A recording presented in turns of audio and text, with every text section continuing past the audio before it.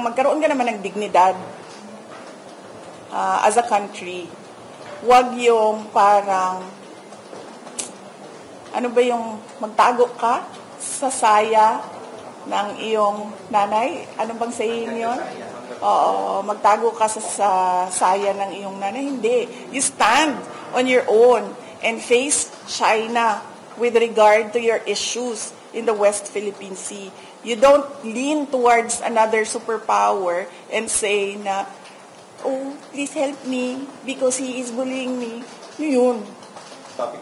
Balance. Yes, ma'am. Yesterday po, the balance of communications with your Secretary Claire Castro quoted President Bongbong Marcos saying that Duterte or your family are pro-China in response to your previous remarks po on the results or the kind of results. What is your response po on that allegation that your family is siding with China? No, hindi nila dapat ako pinapasagot kung pro-China ako. Sagutin niya yung tanong ko, where is the independent foreign policy that is required by the Constitution? Where is it right now?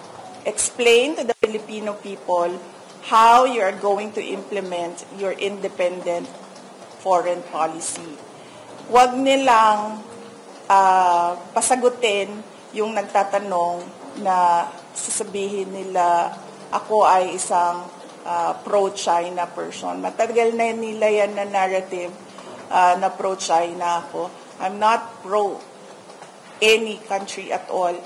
Ang sinasabi ko lagi, we need to develop, we need to maintain, and we need to level up our relations with all countries.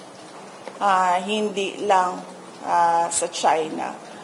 Pero kung nakikita ninyo sa ngayon, nakikita nyo na we have problems, we have issues, we have challenges with our relationship with China, particularly with our issues and the implementation of the arbitral award in the West Philippine Sea.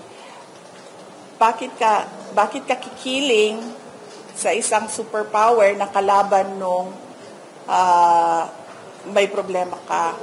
Kumaga, may problema tayo sa China. So bakit tayo kampe sa US? Parang magkaroon ka naman ng dignidad as a country. Huwag yung parang, ano ba yung magtago ka sa saya ng iyong nanay? Ano bang saying yun? Oo, magtago ka sa saya ng iyong nanay. Hindi. You stand on your own and face China with regard to your issues in the West Philippine Sea.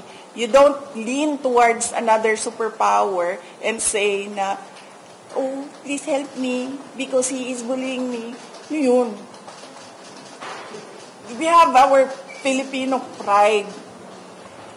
And in international relations, kung wala kang away, wag mo simulan yung away. You always need to cultivate good relations with not just your neighbors, but the entire global community.